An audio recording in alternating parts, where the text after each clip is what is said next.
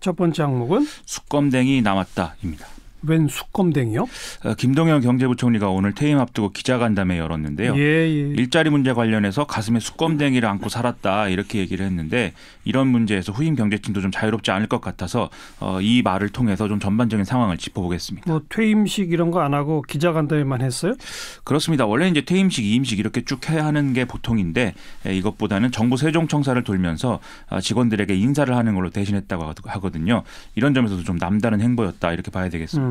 그 기자간담회에서는 어떤 얘기들이 나왔습니까? 먼저 아쉬웠던 부분은 앞서 말씀드린 이제 일자리 문제하고 그다음에 구조조정에 있어서 좀 단호하게 처리하지 못한 것들이 있다라는 점을 꼽았고요. 보람이 있었던 일은 혁신성장 의제와 그다음에 미국과의 환율 협상, 캐나다, 중국 등과의 통화수합부 체결 등에서 이제 성공적으로 대응을 했다. 뭐 이런 얘기를 했습니다. 특히 현장에서 수많은 국민들을 만나고 목소리를 들은 점은 참 보람이 있었다라고 했고요. 또 공무원 후배들을 향해서 인기 없는 정책을 펼 수 있는 진정한 용기와 소신이 필요하다 이런 얘기도 했습니다. 네. 퇴임 후 행보에 대한 얘기는 없었나요? 그게 이제 좀 많은 관심이 되고 있는 사안인데요. 워낙 이제 자기 색깔이 강한 인물이다 보니까 뭐 정치권 진출설 이런 것도 이제 나오고 자유한국당 역임론 이런 것까지 등장하지 않았었습니까? 근데 평범한 소시민으로 돌아가겠다라면서 자신은 문재인 정부의 초대 부총리다 이렇게 얘기를 했습니다. 그러니까 뭐 적어도 뭐 보수 정치권으로 간다든지 이런 건 아니다 이런 암시를 준 것으로 해석을 할 수 있겠는데요.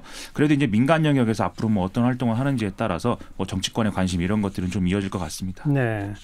홍남기 부총리는 오늘 임명장 받았죠? 오늘 오후 4시에 홍남기 부총리 겸 기획재정부 장관 임명장 수여식이 청와대에서 진행이 됐는데요.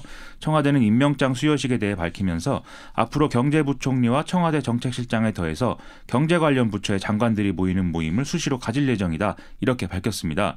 이걸 두고 이제 서별관 회의의 부활이라는 평가가 또 한편에서 나오고 있는데 그건 또 아니다 이렇게 해명을 하기도 했습니다. 서별관 회의가 뭐였죠? 과거에 청와대 서별관에서 이제 경제 관련 부처들의 장관들하고 그다음에 대통령의 경제 분야 참모들 그리고 한국은행 총재 등등까지 모여서 이제 거시경제 분야에 대해서 여러 가지를 논하던 이제 비공식 회의인 건데요. 예. 이게 비공식 회의이기 때문에 누가 무슨 주장을 했고 또 어떤 결정이 내려졌는지 기록이 남지도 않기 때문에 책임을 묻기가 어려운 그런 것이다라는 지적이 많았습니다. 또 독자적인 통화 신용 정책을 좀 펼쳐야 되는 중앙은행 총재가 이 자리에 온다는 점에서 이 정부의 부적절한 개입이다 이런 얘기가 있기도 했는데요. 예. 오늘 청와대 해명은 앞으로 이런 모임에 뭐 한국은행 총재는 최소한 참석하지 않는다라는 취지로 해석이 됩니다. 앞으로 홍남기 신임 경제팀 져야 할 짐 만만치 않죠? 그렇습니다. 김동연 부총리가 퇴임하면서 이제 후임자에 대한 메시지 이것도 남겼는데요. 앞으로 경제 어려움을 극복하는 것은 정부의 힘만으로는 부족하고 정치권, 기업, 언론 등의 경제 주체 모두의 도움이 필요할 것이다라는 거였거든요.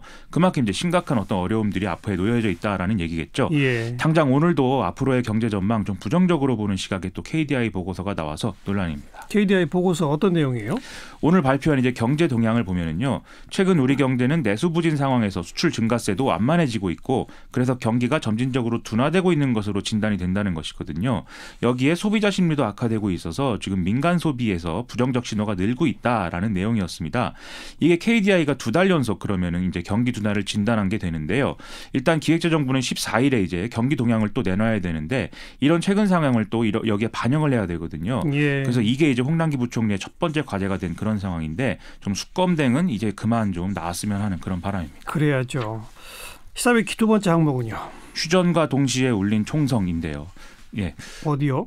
이 무역 전쟁을 벌이는 미국과 중국이 지난 1일에 이 G20 회의에서 90일간 휴전에 이제 돌입하고 협상을 하기로 하지 않았습니까? 그랬죠. 바로 그날에 이제 중국 최대 스마트폰 업체이자 세계 최대 통신 장비 업체인 화웨이의 창업자의 딸 그리고 부회장을 맡고 있는 멍 완조우가 미국의 요청으로 캐나다에서 체포되면서 좀 상황이 이상해지고 있습니다. 그렇죠. 그 먼저 체포 이유는 뭐였죠? 멍 완조우 부회장이 이란 시장에 접근하기 위해서 스카이콤이라는 홍콩의 유령 업체를 동원을 했고 여러 금융사들을 활용해서 미국의 대이란 제재를 위반했다 이 얘기거든요.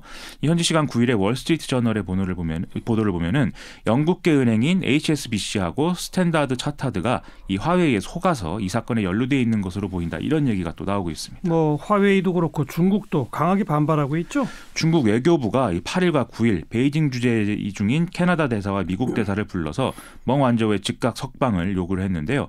이 멍 완조우 부회장이 캐나다 법률을 위반한 것도 아닌데 사건인데 미국의 일방적 주장만으로 캐나다 당국이 멍 부회장을 체포한 것은 중국 국민의 합법적 권리가 침해된 것이다. 이런 얘기였습니다. 네. 미국은 이번 사건은 미중 무역 협상과는 별개다. 이 메시지를 수차례 지금 내놓은 상태인데 중국은 또 계속 그냥 넘어갈 수 없다라는 태도를 노골적으로 드러내고 있어서 갈등이 격화되고 있는데요.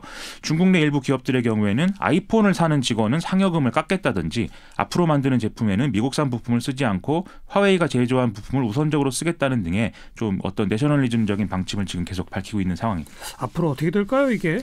지난 4월에 중국의 통신기기 장비 업체인 GTE가 대이란 제재법 위반 혐의를 받고 이제 미국 기업의 부품 공급이 활로가 막힌 적이 있거든요. 예. 그래서 파산 직전까지 가는 상황이 돼서 이때 이제 시진핑 중국 국가주석이 직접 나서서 트럼프 대통령을 설득을 했습니다. 그래서 이제 가까스로 이 제재가 완화돼서 구사일생하는 그런 사건이 있었는데 화웨이의 경우에도 그런 전철을 밟는 거 아니냐 이런 얘기가 있는 게 사실입니다. 하지만 또 한편에서는 이 GT만큼 화웨이는 미국 의존도가 크지 않아서 당장 심각한 타격은 입지 않을 것이다라는 진단이 나오는 것에 더해서 내년 4월을 목표로 하는 5G 출시는 늦어질 수도 있는데 이게 문제다라는 지적이 좀 나오고 있습니다. 예. 특히 이 대목에서는 다른 나라들에까지 문제가 전파될 수 있어서 또 문제입니다. 다른 나라는 어떤 나라요?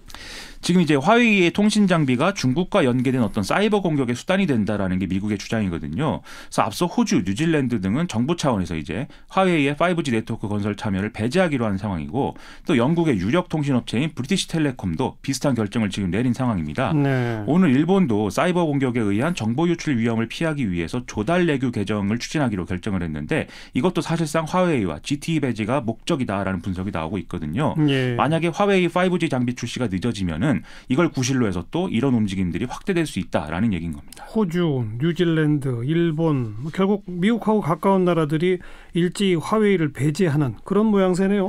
그렇습니다. 우리의 경우도요. LGU 플러스가 지금 화웨이 장비를 도입하도록 돼 있기 때문에 이게 영향을 받을 수가 있어서 좀 사태를 주시하는 그런 분위기입니다. 지금 미국의 주장은 중국이 통신 장비 업체들의 기술을 통해서 미국 기업들이 갖고 있는 그런 기술들을 다 훔쳐가고 있다라는 것이거든요. 예. 이건 결국 중국 제조 2025 이런 정책 등의 어떤 제조업 첨단화 정책 이걸 이제 저지하겠다라는 얘기 아니겠습니까? 이런 일련의 상황들을 쭉 지켜보면 결국 90일 휴전 이후인 3월 1일 무역 전쟁은 재개될 가능성이 매우 크다. 이렇게 볼 수가 있는 상황이어서요. 네. 우리도 이걸 대비해서 좀 여러 가지 준비를 잘 해야 되겠습니다. 네, 여기까지 수고하셨어요. 고맙습니다. 김민아 기자였어요.